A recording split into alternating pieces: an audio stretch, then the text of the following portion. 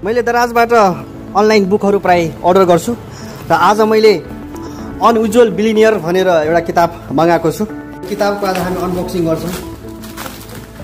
सौरभ मुखर्जीले यो पुस्तकमा कॉफी क्यान पोर्टफोलियो सीसीपी रणनीतिको प्रयोग गरेर ती कम्पनीहरूको चर्चा गरेका छन् जसले लगातार 10% भन्दा बढी राजस्व वृद्धि गरेको छ विगत 10 वर्षमा।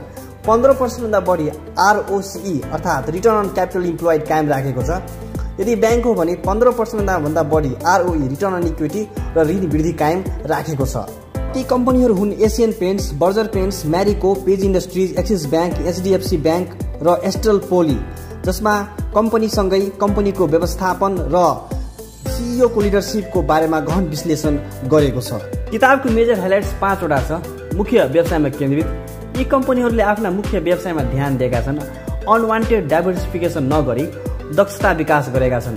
2 नम्बर प्रतिस्पर्धी मोट बनाउने, IBS framework, innovation, brand architecture, strategic एसेट्सको प्रयोग गरी कम्पिटिसनबाट जोगिने एउटा स्ट्रक्चर बनाएका छन्। प्रोफेसनल म्यानेजमेन्ट, प्रोफेसनल म्यानेजरहरूलाई अधिकार दिई ट्रान्सप्यारेन्ट निर्णय प्रणाली कायम राखेको छ।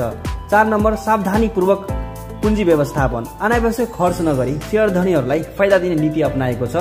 र 5 मा ग्राहक केन्द्रितता, ग्राहकको आवश्यकता बुझेर उच्च गुणस्तरीय सेवा प्रदान गरिएको छ।